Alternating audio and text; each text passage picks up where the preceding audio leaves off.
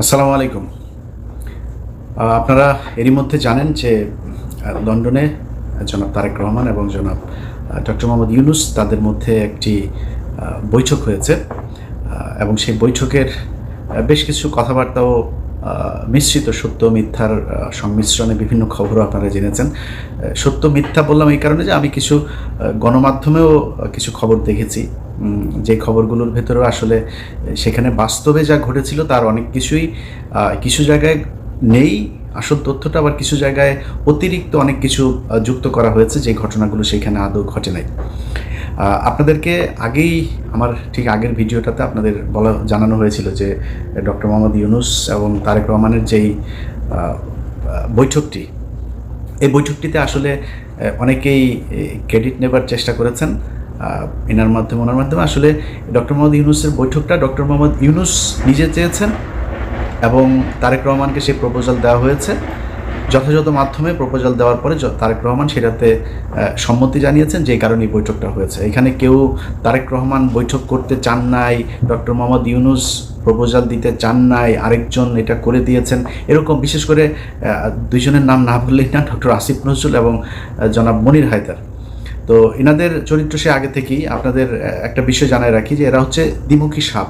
আপনি মনির হায়দারের কথা যদি বলি, মনির হায়দারকে জিজ্ঞেস করেন, যখন যখন পাসপোর্ট নেওয়ার জন্য এই অফিসে ঢুকতে দেয় না, তখন মনির হায়দার এই করোনার মধ্যেও মনির হায়দার 2020 সাল থেকে 2024 সালের মধ্যে টোটাল 3বার, আমার জানা মতে টোটাল 3বার তিনি বাংলাদেশে গিয়েছেন।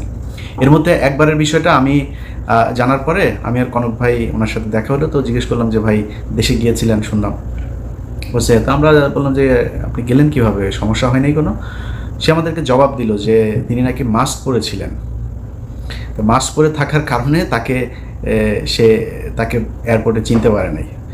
তো আমরা মানে বুঝে নিলাম আর কি যে এয়ারপোর্টে মাস্ক পরে তারপরে পালায় যাওয়া যায়। আরে ভাই, যখন জেএফকে থেকে আপনি যখন গাড়িতে উঠবেন, প্লেনে উঠবেন, তখন এই প্যাসেঞ্জারের পুরো লিস্ট ঢাকা বিমানবন্দরে পৌঁছে যায়। তারা তো তখন দেখে কে কে আসছে। আমি ইলিয়াস যদি যাই, আমি কনক স্যার যদি যাই, তো সাথে সাথে লোকজন নিয়ে হাজিরায় ধরার জন্য আসো, ডিজিএফআই, এনএসআই, এসবিডিবি, সিআইডি, পুলিশ যা যা আছে সব এসে হাজির হয়ে যাবে ধরার জন্য। উনি মাস্ক পরে চলে গিয়েছেন। তো মনির হায়দার একজন ডিজিএফআইয়ের খুবই প্রশিক্ষণপ্রাপ্ত এবং খুব সুদীর্ঘকালীন ধরে তিনি ডিজিএফআইয়ের সোর্স হিসাবে কাজ করেন। তো ধরেন আমার দেশের গোয়েন্দা সংস্থা, আমরা ডিজিএফআই মানি একটা নেগেটিভ একটা ন্যারেটিভ আমাদের চোখের সামনে ভাসে। এর কারণ হচ্ছে তারা দেশের বিরুদ্ধে কাজ করে। তাদের কাজ হলো ভারতীয় গোয়েন্দা সংস্থা ভারতের কোনো আমাদের দেশে করে কিনা, তারা ভারতের বিরুদ্ধে কে কাজ করে তাদেরকে ধরে নিয়ে তারা গুম করে। এটা হচ্ছে আমাদের ডিজিএফআই এই কাজ করে, যে কারণে জিনিসটাই নেগেটিভ। তো মনির হায়দারের সাথে আমার ব্যক্তিগত কোনো সমস্যা নাই। মনির ভাই আমাকে খুব স্নেহ করেন, উনি আমার সিনিয়র ভাই। এখানে আমাদের মাঝে মধ্যে ওনার সাথে দেখাও হইতো, একসাথে চা খেয়েছি, দাঁড়িয়ে আড্ডা দিয়েছি। কিন্তু ওনার প্রতি আমার ক্ষোভটা সেদিন থেকে শুরু হইলো, এখানকার কর্নেল যে মুস্তাফিজ সাহেব আছেন, উনি একদিন এক ভিডিওতে বিষয়টা বললেন যে মনির হায়দার আমাকে এবং কনক সারোয়ার দুইজনকে সরকারের বিরুদ্ধে যেন আমরা কথা না বলি, অর্থাৎ আওয়ামী লীগ সরকারের সময়, এই জন্য ওনাকে দায়িত্ব দিয়েছে ডিজিএফআই। তো উনি এসে আমাদেরকে এই কথাগুলো বলেছিলেন যে খামাকা সরকারের সাথে কি দরকার করার, হ্যাঁ, নানানভাবে একটু এই ধরনের একটু গুছায় এদিক ওদিক করে। তারপরে এই লেফটেন্যান্ট কর্নেল আপনার মুস্তাফিজ ভাইয়ের কাছে পরে শুনলাম যে তাকে তিনি এই দায়িত্বটা দিয়েছিলেন যে আপনি বললে বোধহয় ইলিয়াস এবং কনক শুনবে, তো ওদেরকে একটু যে ওরা যেন সরকারের বিরুদ্ধে এত বেশি কঠোর অবস্থানে না থাকে, আওয়ামী লীগ সরকার আসলে কোনোভাবেই যাবে না। এটা সেই 2022-23 সালের কথা মুস্তাফিজ ভাইকে উনি বলেছিলেন। এটার পরে আসলে মনির ভাইয়ের প্রতি শ্রদ্ধা ভালোবাসা কোনো কিছুই থাকার বিষয় নেই। মনির ভাই এমনিতে উনি ওনার একদম ক্যারিয়ারের শুরু থেকেই উনি একজন দুর্নীতিগ্রস্ত একজন সাংবাদিক। ওনার এগুলি নিয়ে কথা বলতে চাইনি, কিন্তু এখন যেহেতু এই অবস্থা সেই কারণে বললাম। ওনারা একটা ক্রেডিট নেওয়ার চেষ্টা করছেন, আবার ফের বিএনপির ভেতরে যে তারেক রহমান আমি তো আপনার জন্য অনেক কিছু করছি, এরকম বুঝায় এদের সাথে একটা খাতির জমানোর চেষ্টা করছেন। তো এই ধরনের কিছু মানুষজন আছে যারা কিনা এই বৈঠকটা করার ক্রেডিট বিভিন্ন জায়গায় নেওয়ার চেষ্টা করছেন। এরকম কোনো কিছু না। তারেক রহমান রাজি হয়েছেন, ডক্টর মোহাম্মদ ইউনূস তাকে প্রপোজাল দিয়েছেন, এবং আমি আগের ভিডিওতে বলেছি যে দুইটা পক্ষের কেউই ছোট হয় না। এখানে আমার এরকম একটা বৈঠক হওয়া দরকার ছিল। বৈঠকের ছোটোখাটো কিছু বিষয় আপনাদেরকে জানাবো। তার আগে মূল জিনিসটা আপনাদেরকে জানিয়ে দেই, সেটা হচ্ছে এই বৈঠকটা অত্যন্ত ফলপ্রসূ এবং আমরা এতদিন ধরে আসলে যা চাচ্ছিলাম সেইটাই এই বৈঠকের মধ্য দিয়ে ঘটেছে। এর মধ্যে একটা জিনিস হয়েছে সেটা হচ্ছে যে নির্বাচনের যে তারিখ ডক্টর মোহাম্মদ ইউনূস গেল কয়েকদিন আগে বলেছিলেন যে এপ্রিলে নির্বাচন হবে, সেই জায়গা থেকে সরকার সরে এসেছেন এবং যেটা হয়েছেন সেটা হচ্ছে ফেব্রুয়ারির, আমি যদি নাকি একদম ডেট বলতে বলেন তাহলে ফেব্রুয়ারির 12 তারিখে আমাদের পরবর্তী নির্বাচন হবে। 12 তারিখ কেন, সেটা হচ্ছে যে কোনোভাবেই রমজানের আগে চেয়েছিল তারেক রহমানের পক্ষ থেকে নির্বাচন, এবং যেহেতু রোজা শুরু হচ্ছে ফেব্রুয়ারির মাঝামাঝিতে 16 অথবা 15 তারিখ, তার আগে 15 তারিখ এর আগে একটা বিতর্কিত নির্বাচন হয়েছিল, যে কারণে ওই তারিখটাকে করা হয়নি। তার আগে আবার শুক্রবার শনিবার এরকম কিছু বিষয় আছে। তো 12 তারিখ সম্ভাব্য তারিখ এখন পর্যন্ত আমার কাছে থাকা যে তথ্য সেটা। তো এই বৈঠকের এটা হচ্ছে মূল যে জিনিস। তো এইটার পরে যে কেউ যে কাউকে জোর করে বলেছে যে, বা ডক্টর ইউনূস বলেছে না আমরা ফেব্রুয়ারিতে করব না, মার্চে নিয়ে যাব, এরকম কোনো কিছু হয়নি। ওনারা এটা বলেছেন, উনি বলেছেন ঠিক আছে কোনো সমস্যা নেই, নির্বাচন এভাবেই হবে।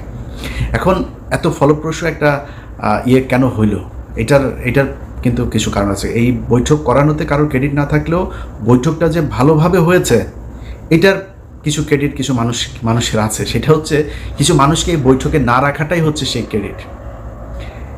এখানে যদি সালাউদ্দিন থাকতো তাহলে প্রথমেই মনে করেন যে ডক্টর ইউনূসের সাথে তারেক রহমানের গ্যাঞ্জাম বাঁধানোর জন্য যত কোশ্চেন সেটা সে করতো।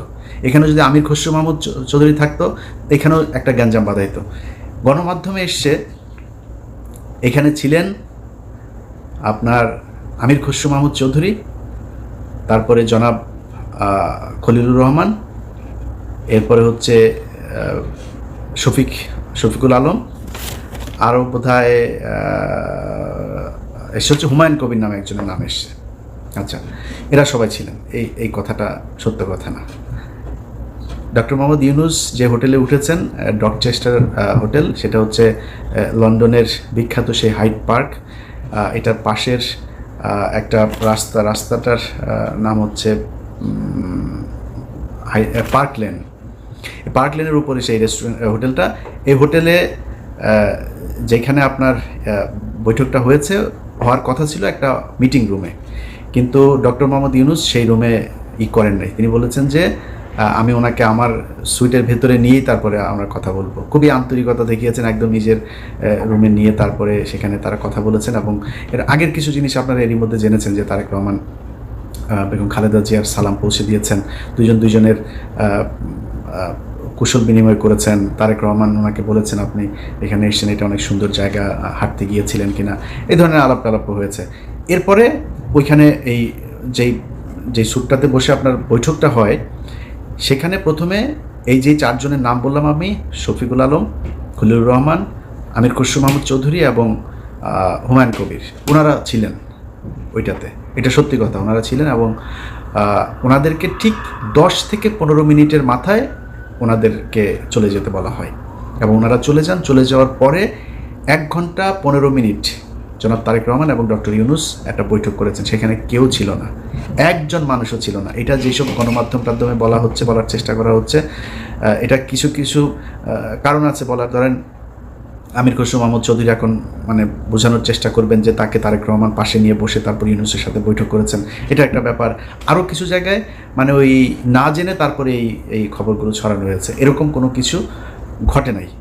তো যাই হোক, আমার কথা হচ্ছে যে যেইভাবেই হোক, এই যে 2 জন মানুষ আপনার শুক্রবার লন্ডন সময় সকাল 9টা থেকে যে বৈঠকটা তারা করেছে, সেই বৈঠকের মধ্যে আমরা বাংলাদেশের মানুষ যা চেয়েছি সেটা হয়েছে। এটাই হচ্ছে সবচেয়ে বড় বিষয়, আমরা এটাই চেয়েছি।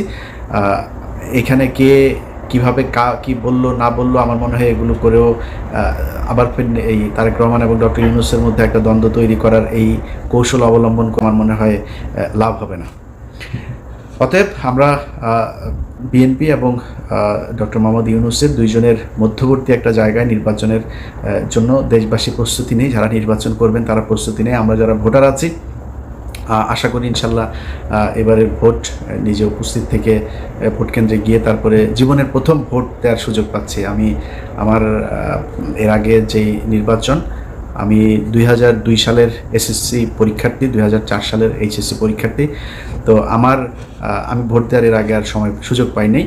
একটা ভোট পেয়েছিলাম, 111 সরকারের সময় ভোটটা পেয়েছিলাম, তো ওইবার আমি ভোট দিতে যাই নাই। এবার ভোট দেবো ইনশাল্লাহ, আপনারা দোয়া করেন যাতে বাংলাদেশের মানুষের পছন্দের কেউ এবার বাংলাদেশের শাসন ক্ষমতায় আসেন। এবং এতদিন ধরে এই যে নির্বাচন এবং সংস্কার নিয়ে যে ধরনের চলছিল, আমার মনে হয় ফেব্রুয়ারি এটা খুব কম সময় না, এদিকে 6 মাস, ওইদিকে প্রায় 2 মাস, 8 মাস থেকে যদি আপনি তফসিল ঘোষণার ওই 3 মাস বাদও দেন, তারপরেও ধরেন আমাদের এদিকে 5 মাস অনেক সময়, অনেক কিছু করা যায়। এদিকে 10 মাস অলরেডি তাদের অনেক কাজ করাও আছে।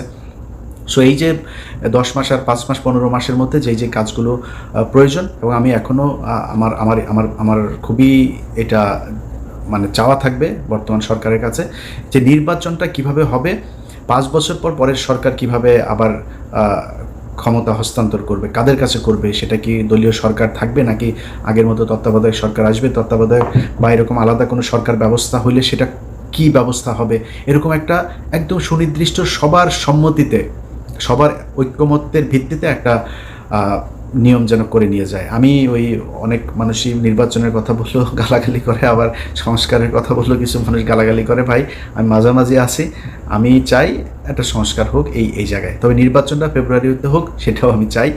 অতএব এই দুইটা মিলিয়ে একটা ভালো পরিস্থিতি তৈরি হবে, বাংলাদেশের ইতিহাসের সবচাইতে সুন্দর গ্রহণযোগ্য একটা নির্বাচন হবে, এবং বাংলাদেশের ইতিহাসের সবচাইতে সুন্দর একটা রাষ্ট্র পরিচালনার জন্য সুন্দর একজন মানুষকে আমরা এবার এই 2026 সালের নির্বাচনে পাবো, এটাই বিশ্বাস করি, ভরসা রাখি। আল্লাহ যেন আমাদের সবার এই